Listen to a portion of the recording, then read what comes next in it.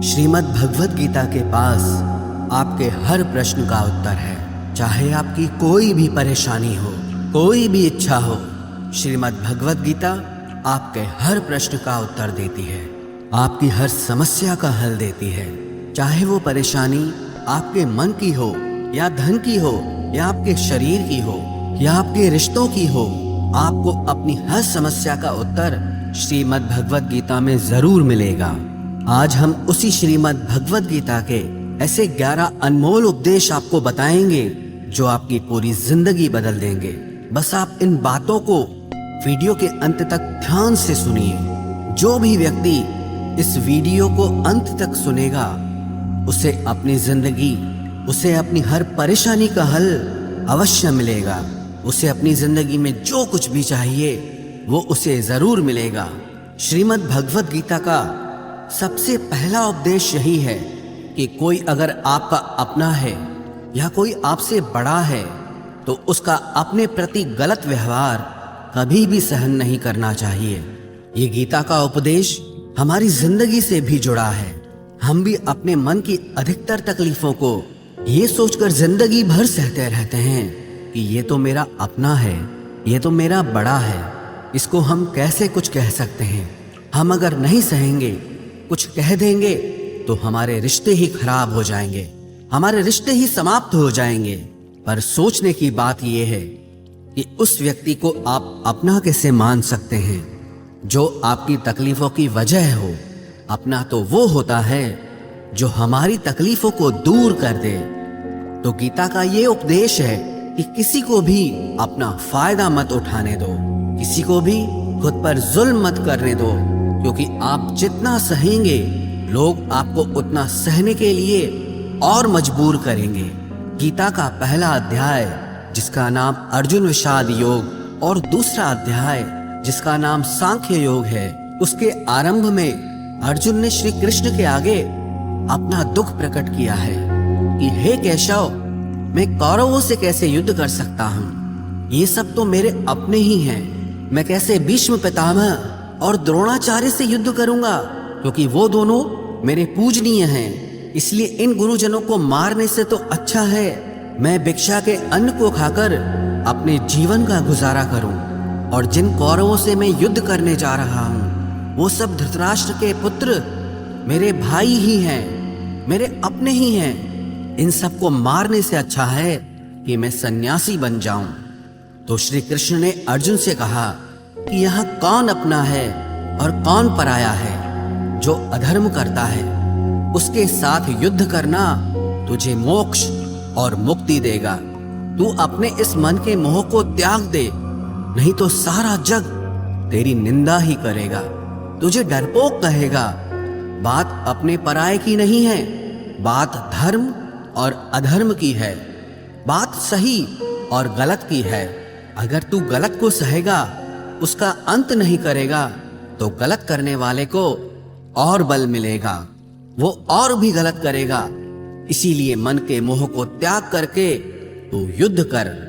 महाभारत की एक और कहानी भी है। जब अर्जुन के पुत्र अभिमन्यु की युद्ध में मृत्यु हो जाती है, तब अर्जुन बहुत दुखी होता है, रोने लगता है। वो श्री कृष्ण से कहने लगा कि मेरा पुत्र अभिमन्यु मर गया है, मैं ये दुख बिल्कुल भी सहन नहीं कर सकता, मैं भी अपने आप को समाप्त कर लूंगा।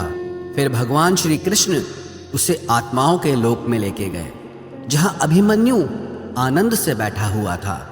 क्योंकि उसने क्षत्रियोचित व्यवहार किया, इसलिए उसे उत्तम पद की प्राप्ति हुई। जब अर्जुन अभिमन्यु के पास रोते रोते पहुंचा, अपने पुत्र को देखकर अर्जुन बहुत प्रसन्न हुआ। उसे गले से लगाकर कहने लगा कि हे पुत्र, तेरे बिना तो मैं जी ही नहीं सकता, मैंने तो अपने जीवन की आशा का ही त्याग कर दिया है। तो अभिमन्यु कहने लगा कि आप कौन हैं? अर्जुन बोला, मैं तेरा पिता हूँ, तू मेरा पुत्र है अभिमन्यु। तो अभिमन्यु कहने लगा कि कौन पिता कौन पुत्र, मेरे हजारों जन्म हुए हैं। किसी जन्म में आप मेरे पिता बनते हैं और किसी जन्म में मैं आपका पिता बनता हूँ। आत्मा का न कोई माता होता है न कोई पिता होता है। जब अर्जुन ने देखा कि मेरा पुत्र मुझे पहचान भी नहीं रहा, तो उसका सारा मोह खत्म हो गया। इसलिए गीता के इस उपदेश को ठीक से समझ लो कि यहाँ कोई अपना पराया नहीं है। जो बुरे वक्त में, तकलीफ के वक्त में हमारा साथ दे, सिर्फ वही हमारा अपना है, बाकी सब पराए हैं। गीता का दूसरा उपदेश यह है कि जो चला गया है कभी उसका दुख मत करो, और जो आने वाला है उसकी बिल्कुल भी चिंता मत करो। जब महाभारत का युद्ध चल रहा था तब अर्जुन ने श्री कृष्ण से कहा कि अगर ये युद्ध हुआ तो करोड़ों लोग मारे जाएंगे। जो सैनिक और योद्धा इस युद्ध में मारे जाएंगे उनकी स्त्रियों का क्या होगा, समाज कैसे आगे बढ़ेगा।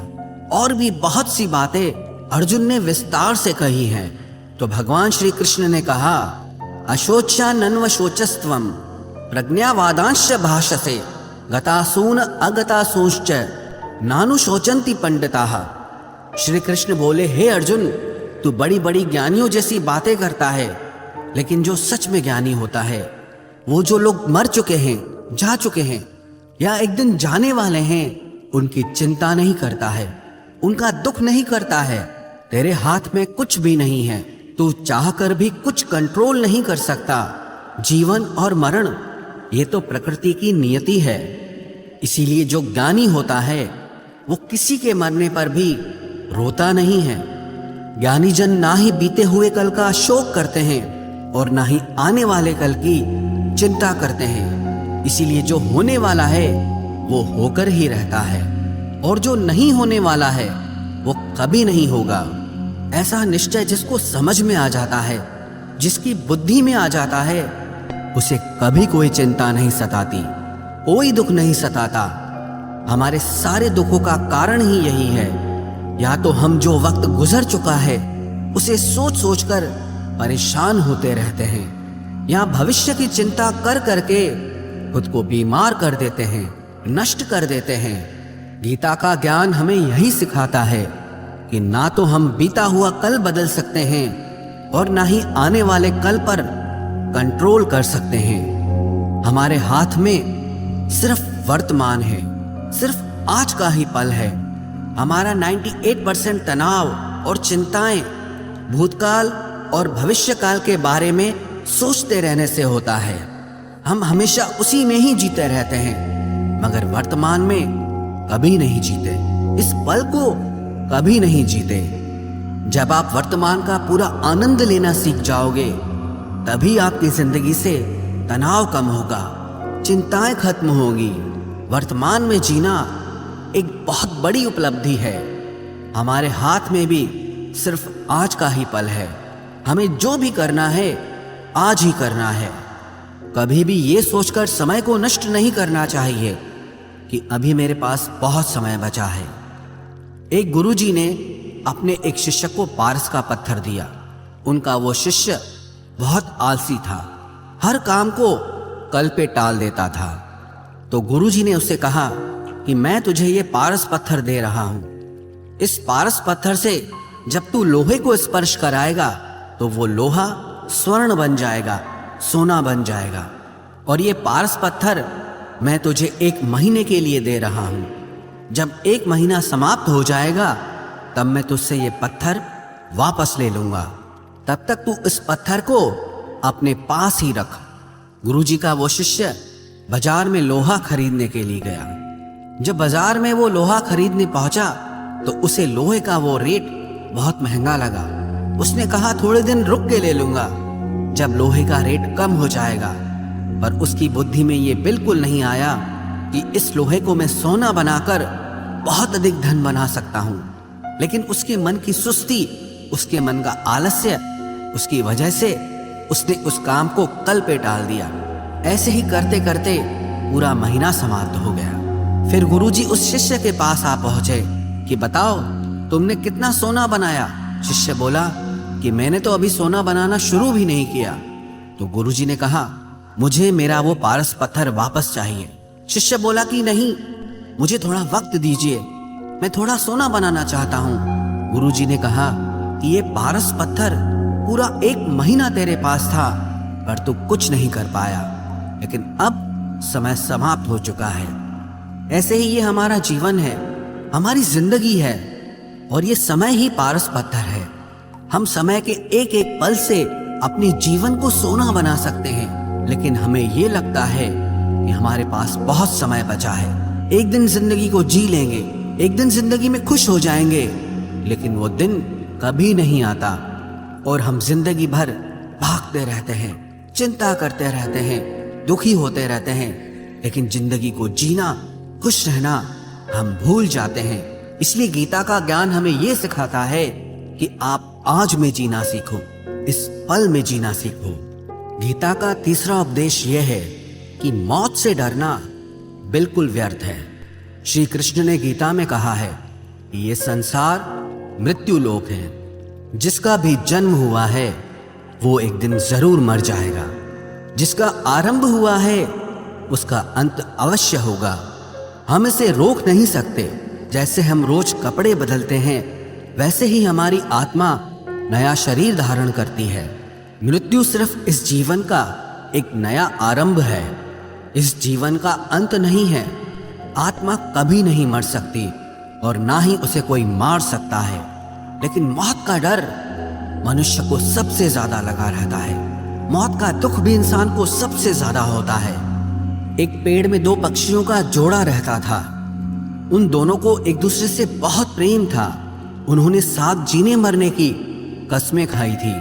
एक दिन वहां एक शिकारी आया और उसने एक तीर चलाकर वहां पेड़ पर बैठे मादा पक्षी को मार दिया। तो वो अकेला नर पक्षी रोने लगा कि मैं तुम्हारे बिना कैसे जी पाऊंगा। तुम्हारी जगह मेरी मृत्यु आ जाती, मेरा जीवन तुमको मिल जाता। वो रो रो के बहुत विलाप करने लगा। इतने में ही उस शिकारी ने दूसरा तीर चलाया और उस नर पक्षी को भी मार दिया। वास्तविकता में ये कहानी हमारी ही है। हम भी रोते रहते हैं जब कोई मरता है तो, लेकिन हमें ये नहीं पता कि एक न एक दिन हमारा भी जीवन समाप्त हो जाएगा। हम भी उसी मृत्यु के पेड़ पे ही बैठे हैं, लेकिन शरीर का मिटना हमारा अंत नहीं है। श्री कृष्ण ने अर्जुन से कहा कि हे अर्जुन, तेरे और मेरे अनंत जन्म हुए हैं। तुझे कुछ भी याद नहीं है, लेकिन मुझे सब याद है।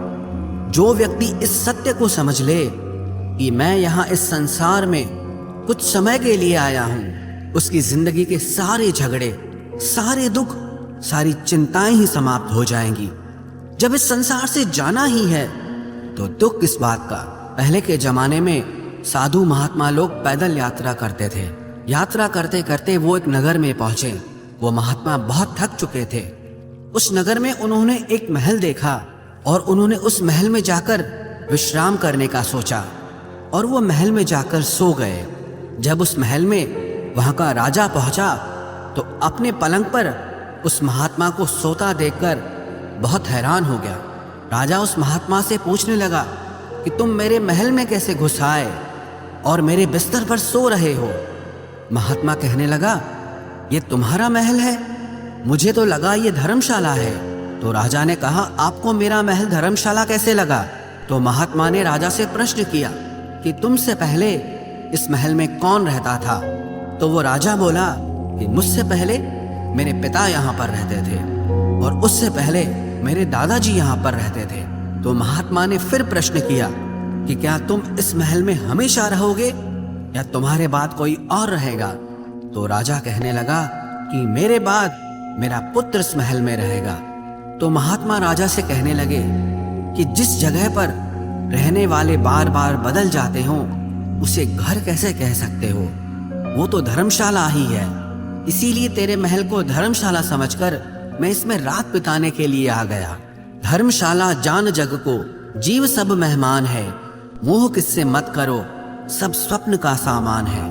यदि हम भी इस बात को समझ लें कि हम यहाँ कुछ समय के लिए आए हैं, आनंद करने के लिए आए हैं, खुश रहने के लिए आए हैं, तो हमारे सारे दुख ही समाप्त हो जाएं। जब हम अपना मोह यहाँ जमा लेते हैं, अपना दावा यहाँ जमा लेते हैं कि ये मेरा है, इसे मैं छोड़ नहीं सकता, इसके बिना मैं जी नहीं सकता, तो हमारा जीवन दुखों से भर जाता है। इसलिए जीवन में मृत्यु का भय त्याग करके जीवन का प्रतिपल आनंद लेना चाहिए। गीता का चौथा उपदेश, मन और विचारों को कंट्रोल किए बिना जीवन में कभी शांति और सुकून अर्जुन ने श्री कृष्ण से कहा कि मेरा मन सही गलत सब कुछ जानता है, फिर भी मेरे विचार और मेरा मन मुझसे कंट्रोल नहीं होता। मैं जो करना चाहता हूं वो कर नहीं पाता हूं, और जो नहीं करना चाहता हूं वो मेरा मन मुझसे जबरदस्ती करवाता है। इसीलिए मैं बेचैन हो गया हूं, मुझे शांति प्राप्त नहीं हो रही। तो श्री कृष्ण ने अर्जुन से कहा, उसके लिए तुझे अपने मन और विचारों से डिटैच होकर अपने मन और विचारों को सही दिशा में ले जाने की प्रैक्टिस करनी होगी, अभ्यास करना होगा। और ये एक दिन का काम नहीं है। जब तक तू अपने मन और विचारों की गुलामी का त्याग नहीं करता, तब तक तुझे जीवन में कभी शांति नहीं मिलेगी। एक राजा था, वो बहुत बेचैन और परेशान रहता था। एक दिन वो अपने गुरुजी के पास गया और उनसे कहने लगा कि मेरा मन बहुत बेचैन है, मैं बहुत परेशान हूँ, मैंने पूरे संसार को जीत लिया है, सब कुछ है मेरे पास, पर मैं खुश नहीं हूँ, मेरे मन में सुकून नहीं है, शांति नहीं है। तो गुरुजी ने राजा से कहा कि तुम्हारे नगर में अगर कोई ऐसा व्यक्ति है जिसने सुकून को प्राप्त कर लिया है, शांति को प्राप्त कर लिया है, तुम उसका एक बार कुर्ता पहन लो तो तुम्हारे जीवन में भी शांति आ जाएगी। राजा बहुत प्रसन्न हो गया कि ये तो बहुत आसान काम है।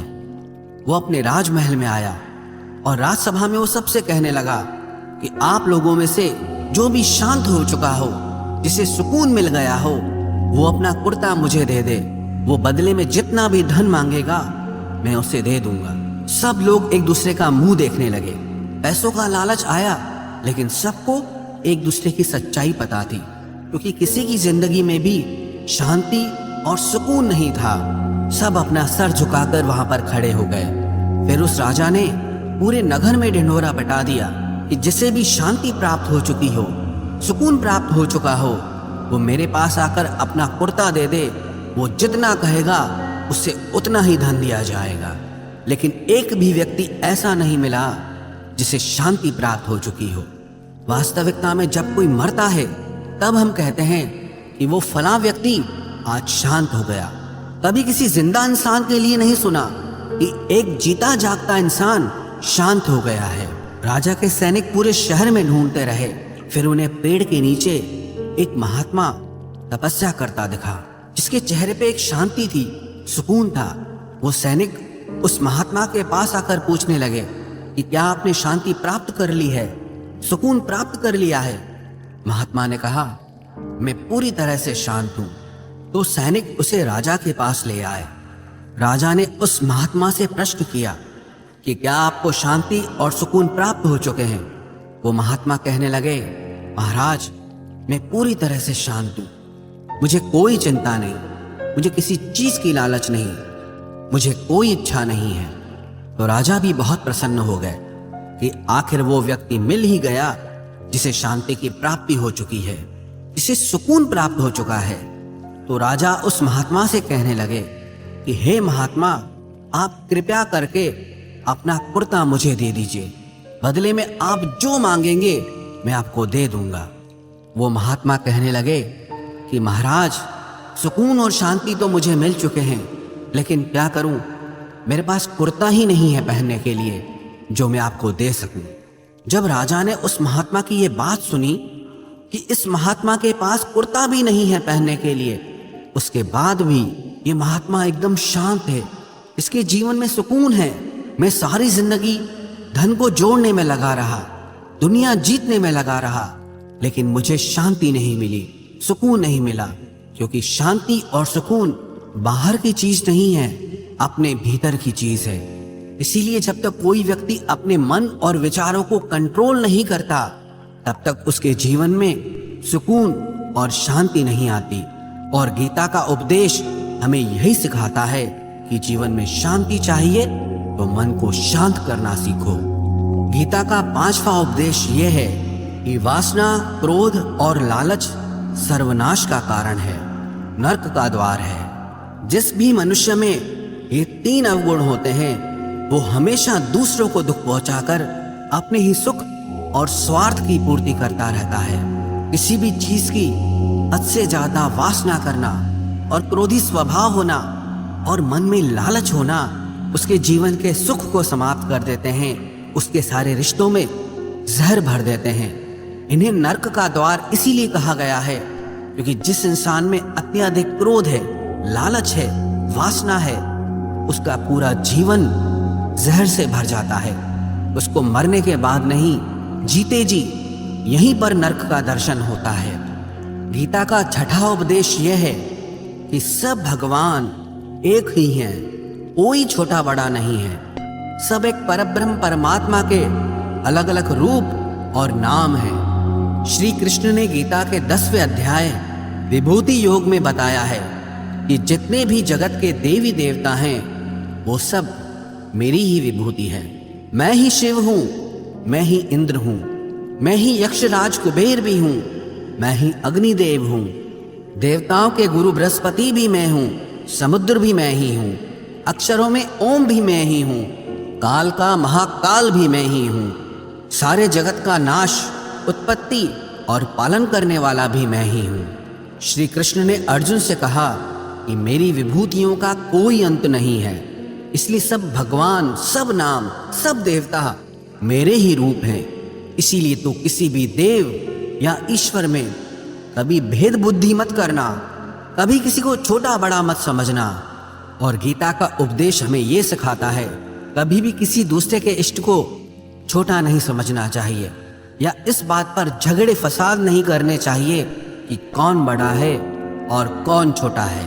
गीता का 7वां उपदेश ये है, सुख की इच्छा ही आखिर में हमारे दुखों का कारण बनती है। श्री कृष्ण ने अर्जुन से कहा कि मनुष्य जितना सुखों की लालसा और इच्छा करता है उतना ही उसकी इंद्रियां सुख भोग में आसक्त हो जाती है, उतना ही इंसान का मन संसार के सुख और आकर्षण का गुलाम बन जाता है। और जितना सुख के पीछे भागेगा उतना ही उसे दुख के अनुभव से भी गुजरना पड़ेगा, क्योंकि ये संसार का नियम ही है। जो चीजें शुरू में मन को बहुत आकर्षित करती हैं बाद में बहुत दुख देती हैं, और जो चीजें शुरू में मुश्किल लगती हैं, कठिन लगती हैं, बाद में हमें बहुत काम आती हैं। गीता का 8वां उपदेश यह है, जो भी मनुष्य दुनिया के सारे सहारे छोड़कर सिर्फ भगवान को ही अपना सहारा मान लेता है, उसकी हर जरूरत वो ईश्वर पूरी करता है, उसकी हर प्रकार से रक्षा वो परमात्मा ही करता है। अनन्याश्चिन्तयो माम ये जनाः पर्युपासते तेषां नित्याभियुक्तानां योगक्षेमं वहाम्यहम्। जो भी व्यक्ति मुझे ही अपना सहारा मानता है उसका योगक्षेम मैं वहन करता हूँ। योगक्षेमं वहाम्यहम् अर्थात जो चीज नहीं मिली है उसकी प्राप्ति कराना उसका नाम योग है, और जो चीज जीवन में मिली हुई है उसकी रक्षा करना उसका नाम क्षेम है। तो श्री कृष्ण कहते हैं जो मुझ पे डिपेंड हो जाते हैं उनको जो चाहिए वो मैं जरूर देता हूँ और उनकी हर प्रकार से मैं रक्षा भी करता हूँ। गीता का 9वां उपदेश यह है कि इस संसार में हमारा कुछ भी नहीं है। गीता सार में आपने कई बार सुना होगा कि तुम्हारा क्या गया जो तुम रोते हो, तुम क्या लाए थे जो तुमने खो दिया, तुमने क्या पैदा किया जो नष्ट हो गया, तुमने जो लिया यहीं से लिया, जो कुछ भी दिया यहीं पर दिया। जो आज तुम्हारा है कल किसी और का होगा, क्योंकि परिवर्तन इस संसार का नियम है। कल तक जिसके बिना आप जी नहीं सकते थे आज उनसे कोई रिश्ता ही नहीं है, बातचीत तक नहीं है। कहाँ गए वो जीवन भर के सारे रिश्ते, वो सारे मित्र जो साथ जीने मरने की बातें करते थे? आज पता भी नहीं कि वो लोग कहाँ चले गए। ये संसार परिवर्तनशील है, सब लोग यहाँ बदल जाते हैं, हर रिश्ता बदल जाता है, और तो और ये हमारा शरीर भी हर दिन बदल रहा है। बचपन से जवानी, जवानी से बुढ़ापा, और एक दिन ये शरीर हमारा साथ छोड़ देता है। तो किसके लिए रोना और किसकी चिंता करना? हम सारी जिंदगी चीजों को, रिश्तों को, जिंदगी को बनाने में, सजाने में, संवारने में लगे रहते हैं, लेकिन एक दिन सब कुछ बिखर जाता है। सारी जिंदगी जिस संपत्ति, जिन रिश्तों के लिए हम लड़ते रहते हैं, एक दिन सब कुछ छोड़ करके हमें इस दुनिया से जाना पड़ता है। गीता का 10वां उपदेश हमें ये सिखाता है कि किसी से भी हद से ज्यादा मोह कभी मत करना। श्री कृष्ण ने गीता का पूरा ज्ञान ही अर्जुन के मोह को नष्ट करने के लिए कहा है। ये मोह ही है जो इंसान को सबसे ज्यादा रुलाता है। मोह इतना बलवान है कि शेर जैसे इंसान को भी गीदड़ बना देता है। जो अर्जुन युद्ध में देवताओं से भी जीत गया, पर अपने रिश्तेदारों को युद्ध में देखकर उसका हाथ कांपने लगा। वो बोला, हे केशव, मेरे हाथ में धनुष पकड़ने की ताकत भी नहीं बची है, मेरे हाथ कांप रहे हैं, मैं युद्ध नहीं कर पाऊंगा। ये मोह इतना पेनफुल होता है जिसकी पीड़ा ना सह पाने के कारण कई लोग अपनी जिंदगी खत्म कर देते हैं, आत्महत्या तक कर लेते हैं कि उस व्यक्ति के बिना हम जी नहीं पाएंगे। जीवन में किसी से भी हद से ज्यादा मोह करोगे तो जीवन भर पीड़ा का ही सामना करना पड़ेगा। जो व्यक्ति अपने मोह से बाहर नहीं आता, उसका सब कुछ उससे छिन जाता है, उसकी सारी खुशी खत्म हो जाती है। इसीलिए गीता का ज्ञान बार बार यही सिखाता है कि अपने मन के मोह को त्याग करके आप बलवान बनो, बुद्धिमान बनो, सत्य के दर्शन करो कि वास्तविकता क्या है। क्योंकि हमारा मोह हमें हमेशा झूठ ही दिखाता है, झूठ पे ही विश्वास दिलाता है और दिल में झूठी उम्मीदें जगाता है। और ये ही हमारे दुखों का सबसे बड़ा कारण है। हम ही मोह कर लेते हैं, हम ही लोगों से उम्मीदें लगा बैठते हैं, पर वास्तविकता बिल्कुल अलग होती है। लोग वैसे नहीं होते जैसे हम मान लेते हैं, जैसा हम समझ लेते हैं, क्योंकि मोह के कारण हमें सच्चाई नहीं दिख पाती, लोगों का असली चेहरा नहीं दिख पाता। इसीलिए गीता का उपदेश हमें यह सिखाता है कि जीवन में अगर आनंद और प्रसन्नता से रहना है तो किसी में भी हद से ज्यादा मोह कभी मत करना। गीता का 11वां उपदेश ये है कि इस दुनिया में अगर आए हो तो दुख तो मिलेगा ही मिलेगा। दुख से कभी घबराना मत, दुख से कभी डरना मत। श्री कृष्ण ने गीता में कहा है कि ये संसार दुखालयम अशाश्वतम है, अर्थात ये संसार दुखों का घर है। जैसे औषधालय में औषधि मिलती है, पुस्तकालय में पुस्तकें मिलती है, चिकित्सालय में चिकित्सा होती है, वैसे इस संसार को भी श्री कृष्ण ने एक नाम दिया है, दुखालय, जहां पर दुख मिलता हो।